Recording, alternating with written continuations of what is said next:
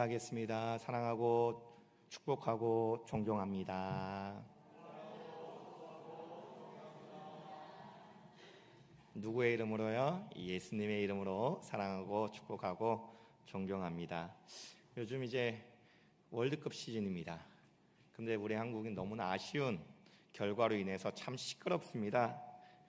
그래서 원래 이 말씀을 준비할 때에 이제 저희가 멕시코에게 1대0으로 지고 난 뒤에 기대감을 가지고 우리 32강에 그리고 16강에 진출했습니다라는 부푼 꿈을 가지고 기록했다가 바꿨습니다. 꿈이었습니다. 바꿔서 너무 아쉬운 결과로 인해서 너무나 참 시끄러운 지금 우리 축구협회의 모습을 우리는 목도하고 있습니다. 그래서 새로운 전환점을 만들기 위해서 새롭게 이제 어쩌면 쉬어가는 타임, 어쩌면 이제 이 시간을 통해서 더욱더 도약하기 위한 시간을 갖고 있습니다. 운동 경기를 보게 되면 쉬는 시간이 있습니다. 전 후반으로 나누어서 이제 전반전을 경기를 하고 나면 중간에 5분에서 10분, 15분 쉬는 시간, 그리고 그 시간을 통해서 새롭게 이제 정비하는 시간을 가지고 후반전을 갖게 됩니다. 축구 경기에서도 45분간의 경기를 뛰고 나면 약 15분간의 이제 하프타임의 시간을 갖습니다. 그 시간 동안에 잘 되었던 것은 더욱더 잘하기 위한 또한 휴식을 누리는 시간을 가지고 혹여나 미스한 부분, 잘 안 되는 부분들이 있으면 다시 감독과 함께 전술을 바꾸거나 조정하는 그러한 시간을 가지는 시간들이 보통은 하프타임이라고 하는 시간입니다. 이 하프타임을 어떻게 보내느냐에 따라 전반전과 후반전의 게임의 양상이 달라지곤 합니다. 그 시간을 통해서 어떻게 보내느냐에 따라 더 어쩌면 힘들어지는 순간도 있지만 지고 있다가 이기는 경우도 종종 목도함을 보게 됩니다. 그래서 쉬는 시간, 어쩌면 경기하는 시간만큼 쉬는 시간도 참 중요하다라고 하는 생각을 가지게 됩니다. 이러한 말이 있습니다. 바쁠수록 돌아가라 라고 하는 말이 있습니다. 우리 인생 가운데에 참 바쁩니다. 그렇지 않습니까? 돌아보니 훌쩍 6개월이 지났습니다. 6개월 동안 뭐 했는지 모르겠습니다. 열심히 눈 뜨면 일 갔다가 눈 감으면 이제 퇴근해서 자고 일어나면 출근하고 애 키우는 부집에서는 애랑 씨름하다 보면 하루가 다 가게 되어져 있습니다. 그렇지 않습니까? 6개월 참 많은 것을 한 것 같은데 또 한편으로는 내가 뭘 했나라고 하는 그러한 시간이 인 것 같습니다. 저 또한 6개월을 돌아봤을 때에 열심히 살았던 것 같습니다. 치열하게 살았던 것 같습니다. 그런데 막상 내가 뭘 했지? 뭘 했을까? 눈에 보이는 것이 없는 것 또한 현실인 것 같습니다. 그 가운데에 우리 그리스도인으로서는 어떠한 모습으로 나아가야 될까요? 열심히 살았던, 열심히 살지 않았던 우리 그리스도인들에게는 누가 쉼이 될까요? 누가 휴식의 시간이 되어지게 될까요? 우리 그리스도인들에게는 하나님을 떠난 참된 휴식은 없습니다.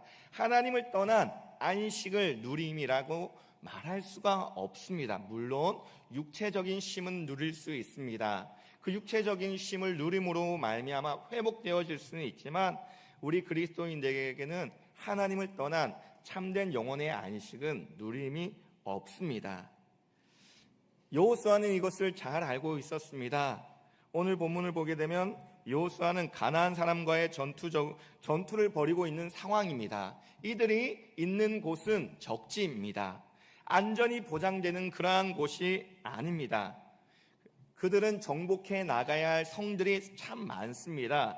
그런데 그 전쟁을 일시 중단을 합니다. 그리고 엄숙한 제사로서 하나님 앞에 나아갑니다. 예배를 드리며 나아갑니다. 아이성 싸움에서 첫 패배를 극복하고 이제는 우리가 다시 우리의 잘못으로 아이성 패배했었는데 다시 우리가 승리했어 라고 이 승리를 이어서 계속해서 정복해 나가자라고 하는 것이 아니라 그들이 있는 곳에서 약 48km 떨어진 곳까지 이동을 하게 됩니다. 그곳은 에발산입니다. 에발산에 모여서 그들은 하나님 앞에 예배의 자리로 나아가게 됩니다. 30절 말씀입니다. 30절 말씀 함께 읽어보겠습니다. 시작. 그때 여호수아가 이스라엘의 하나님 여호와를 위하여 에발산에 한 제단을 쌓았으니. 엄밀히 따지면 우리가 글로 읽으면 크게 와닿지가 않습니다. 그런데 굉장히 낯선 장면입니다. 이상한 장면입니다. 이것은 모든 사람의 예상을 깨는 모습과 같습니다. 앞서 말씀드렸습니다. 이들은 지금 전시 상황입니다. 그리고 그 가나안 땅에 있는 거류민들은 누구를 주목하고 있냐면 이스라엘 백성들을 주목하고 있는 그때입니다. 지금 하루하루가 치열한 전쟁 속에 있는 상황입니다. 그리고 이스라엘 백성들이 가장 시급한 것은 하루속히 많은 땅을 차지하고 승기를 잡아 나아가는 그 일이 그 무엇보다도 필요한 때가 지금 이스라엘 백성들이 해 나가야 할 그때입니다. 가장 필요한 것은 전쟁입니다. 맞서 싸우는 것이었습니다. 그런데 전쟁을 잠시 멈춥니다. 잠시 멈추고 모세가 내렸던 명령에 따라서 에발산에 제단을 쌓습니다. 이제 겨우 두 성을 정복했습니다. 여리고성과 아이성. 남은 성들은 훨씬 많이 남았습니다. 그런데 그 싸움 초반임에도 불구하고 멈춰섭니다. 중단합니다. 그리고 제사의 자리, 예배의 자리로 나아갑니다. 우리의 이성적인 판단으로는 맞지 않습니다. 무엇보다도 바쁜 그때에 전쟁을 하는 것이 우리의 이성과 또한 상황일 것입니다. 그 어느 때보다 바쁜 그 상황 가운데에 그들은 여호수아는 결단합니다. 지금이 하나님 앞에 예배 드릴 때이다. 지금이 하나님의 말씀을 지킬 때이다 라고 여호수아는 느꼈던 것 같습니다. 그 무엇보다도 바쁜 그때에 여호수아는 이스라엘 백성들을 이끌고 예배의 자리로 나아간 것입니다. 전쟁이 급한 그 상황, 정말 치열하게 지금 치고 나아가야 할 그 상황, 한 번 심으로 말미암아 이스라엘 백성들이 마음이 꺾일 수도 있는 그 상황 가운데에 여호수아는 예배의 자리로 나아간 겁니다. 그렇습니다. 우리는 바쁘기 때문에 주님을 더욱더 찾아야 합니다. 바쁠 때일수록 하나님을 찾는 자리로 나아가야 함을 우리는 발견하게 됩니다. 그래서 그곳 가운데에 이스라엘 백성들이 영적 재정비를 하게 됩니다. 그들은 하프타임, 즉 다시 한 번 더 주님 안에서 쉼을 가지면서 앞으로 나아가야 될, 그리고 자신들의 목표가 무엇인지 명확하게 다시 한 번 더 점검하는 그러한 시간을 가지게 됩니다. 그것이 앞선 지도자 모세에게 하나님께서 말씀하신 그 말씀, 그것을 지키는 것이었습니다. 그 내용이 신명기 27장에 나오는데 모세가 죽기 직전에 광야 40년을 돌아보며 고별 설교를 한 내용, 그 가운데에 기록되어져 있습니다. 신명기 27장 4절과 5절 말씀입니다. 함께 읽어보겠습니다. 시작. 너희가 요단을 건너거든 내가 오늘 너희에게 명령하는 이 돌들을 에발산에 세우고 그 위에 석회를 바를 것이며 또 거기서 내 하나님 여호와를 위하여 제단 곧 돌단을 쌓되 그것에 쇠 연장을 대지 말지니라. 아멘. 모세가 요단강을 건너가기 전에 했던 이야기입니다. 명령입니다. 그리고 그들은 요단강을 건너서 여리고와 아이성의 전투를 마친 다음에 비로소 그러한 모세의 명령을 지키게 된 것입니다. 오늘 본문은 처음부터 끝까지 여호수아가 모세의 명령대로 모든 일을 행했다라는 것을 강조합니다. 여기에 우리가 주목할 필요가 있습니다. 여호수아가 주목한 것은, 행한 것은 하나님의 말씀대로 행했다. 즉 여호수아는 모세에게 하나님께서 말씀하신 그 말씀을 있는 그대로 순종하며 나아갔다라고 하는 것입니다. 먼저 여호수아는 에발산의 제단을 하나를 쌓습니다. 그 제단은 모세의 명령과 같이 쇠 연장으로 다듬지 않았습니다. 그 있는 모습 그대로의 돌을 세우게 됩니다. 31절 말씀입니다. 31절 말씀 함께 읽어보겠습니다. 시작. 이는 여호와의 종 모세가 이스라엘 자손에게 명령한 것과 모세의 율법책에 기록된 대로 쇠 연장으로 다듬지 아니한 새 돌로 만든 제단이라. 무리가 여호와께 번제물과 화목제물을 그 위에 드렸으며. 다듬은 돌로 제단을 세우지 말라라고 하는 명령은 이미 출애굽기 20장에서부터 23장에서 주어졌습니다. 출애굽기 20장 25절을 보게 되면 철제 연장으로 돌을 쪼아서 만든 제단은 부정한 것이라고까지 말했습니다. 하나님은 인간의 손으로 다듬어진 돌이 아니라 그냥 돌을 가지고 단을 쌓으라라고 하셨습니다. 그것은 그 당시 가나안 민족들이 돌을 다듬어서 우상을 만드는 모습이 있었습니다. 가나안 주민들은 자신들의 우상을 기구를 사용해서 다듬어서 만들었습니다. 자기들의 신들에게 제사하기 위해 단을 쪼아서 만들고 사람들의 기교로 잘 다듬어진 돌로 제단을 만들어서 우상에게 제사했습니다.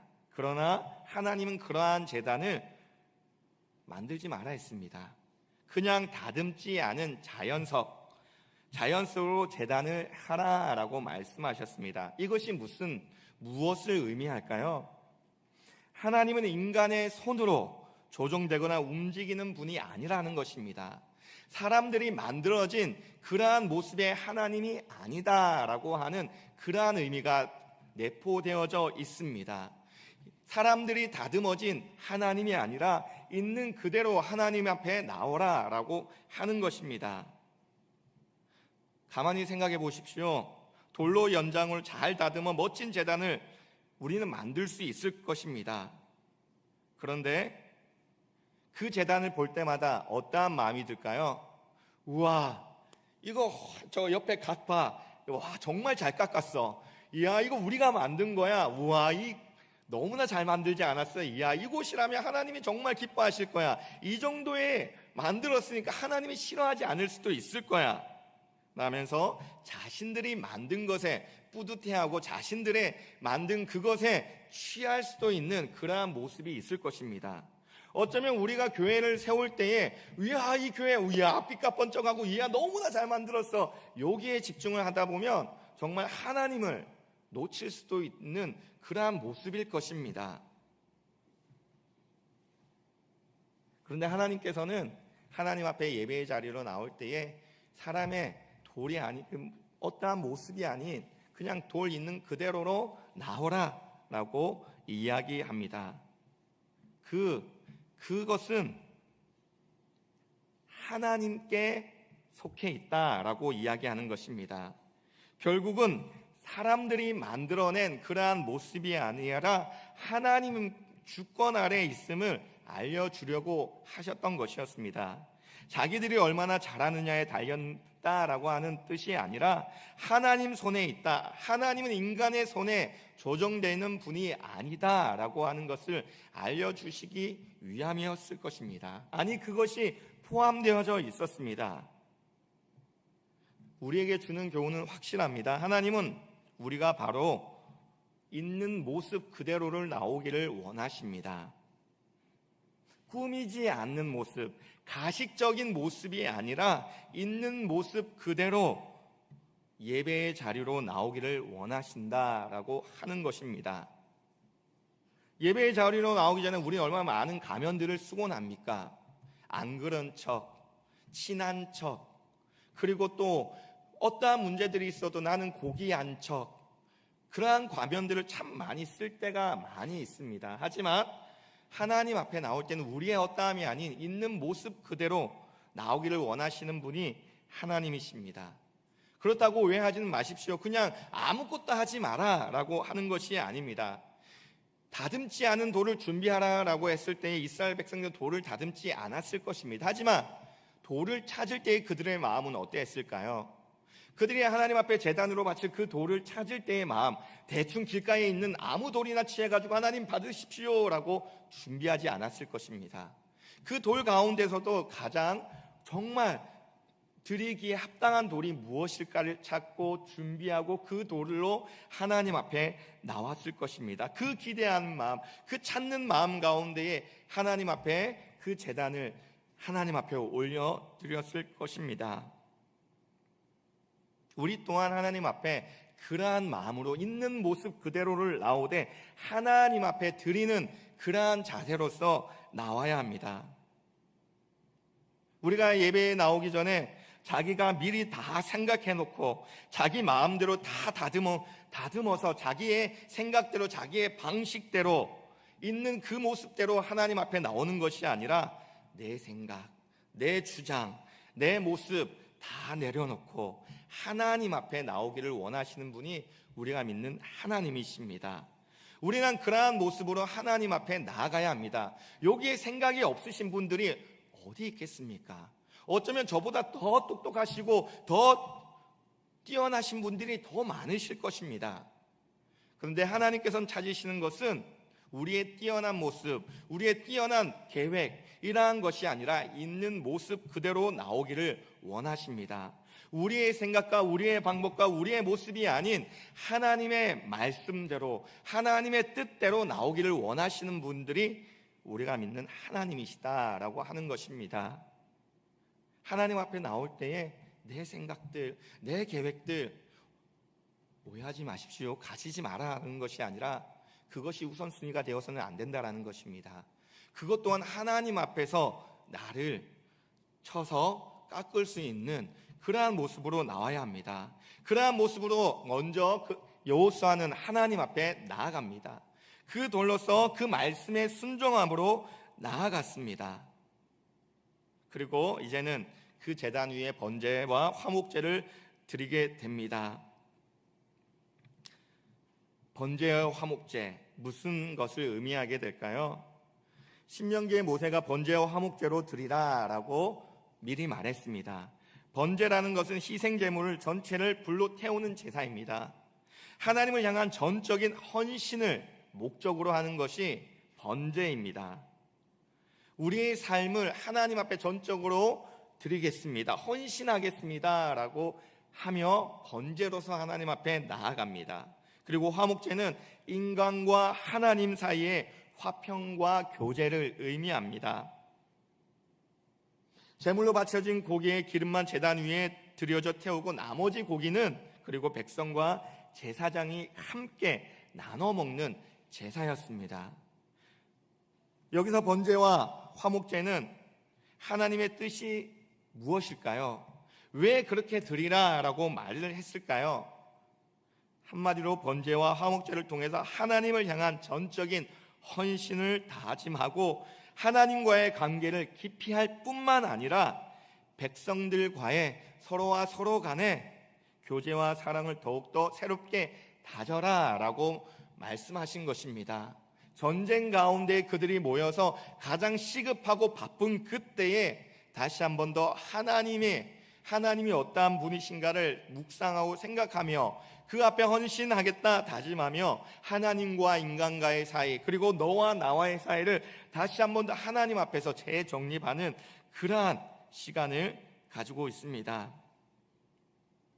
전쟁에 이기고 성공하여 땅을 차지하고 나서 이제 이 땅의 주인은 우리야 한 다음 멀어지면 하나님과 무슨 상관이 있겠습니까? 그들이 가나안 땅에 들어간 목적이 어디에 있겠습니까? 왜 그들이 가나안 땅에 들어가가지고 굳이 그렇게 살아야만 했을까요? 자신들의 힘으로 했다면 그들이 하나님을 잃어버린 채 살아간다면 아무런 의미가 없을 것입니다.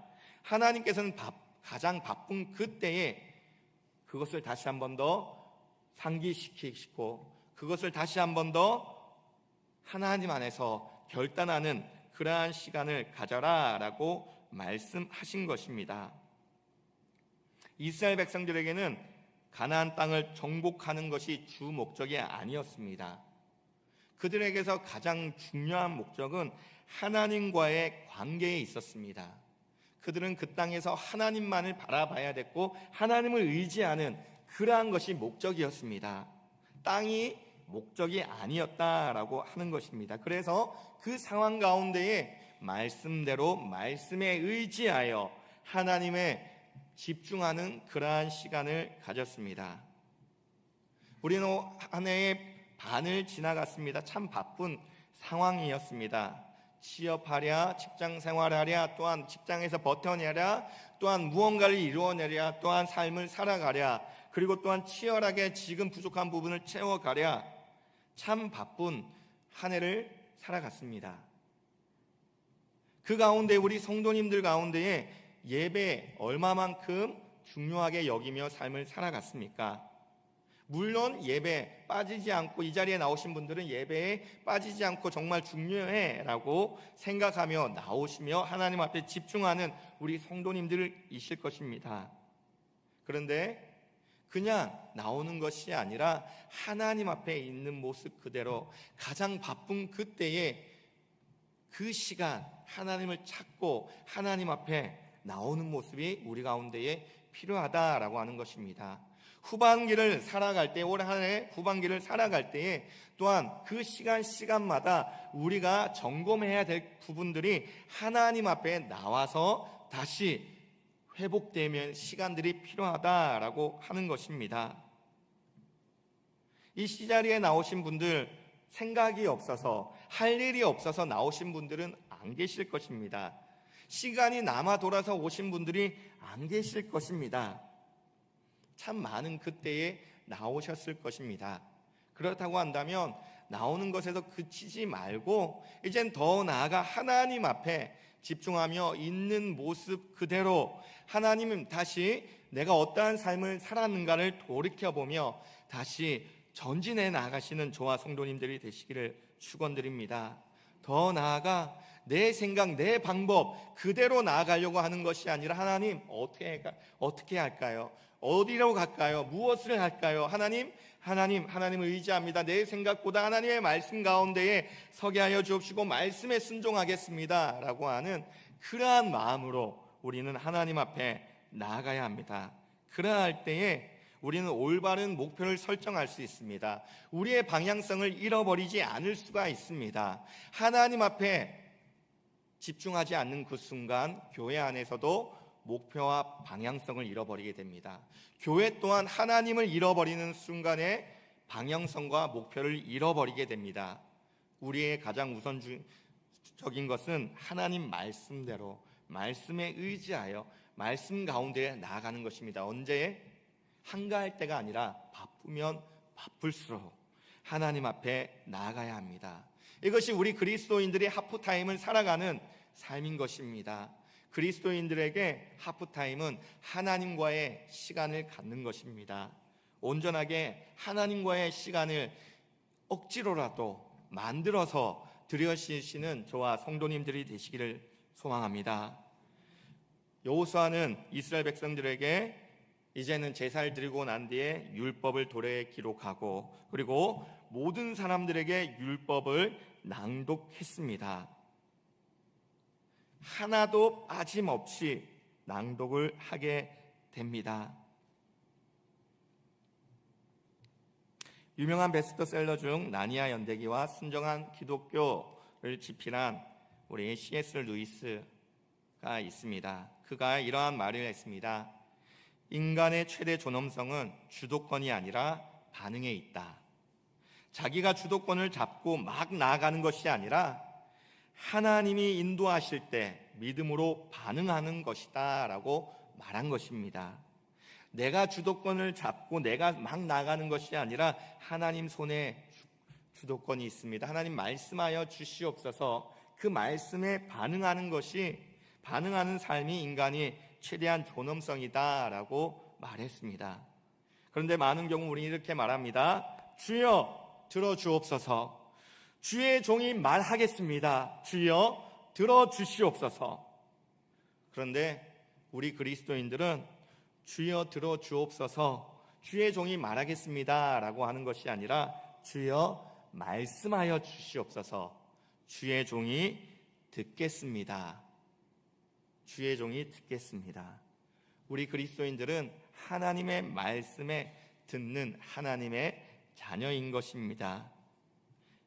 하나님이 두드리시면 우리는 열어드려야 합니다. 또 그분이 씨를 뿌리면 우리는 열매를 맺게 됩니다. 열심히 뛰고 지치고 피곤해 들어오는 선수들, 그것을 가운데의 하프타임은 쉼을 누리는 시간, 재정비하는 시간, 그리고 전술을 다시 짜는 시간입니다. 우리가 하나님 앞에 나올 때에는 그러한 모습, 그러한 모양으로 나아가야 합니다. 우리 그리스도인들에게 꼭 필요한 것이 그러한 하프타임의 시간인 것입니다. 하나님 말씀에 주여 들어주옵소서, 주의 종이 말하겠습니다 라고 하는 자세가 아니라 주여 말씀하소서, 주의 종이 듣겠습니다 라고 그러한 모습으로 그 하프타임을 보내시는 저와 성도님들이 되시기를 소망합니다. 나아가 하나님의 말씀을 의지하여 또한 올 한 해 후반기를 살아가시는 저와 성도님들이 되시기를 소망합니다.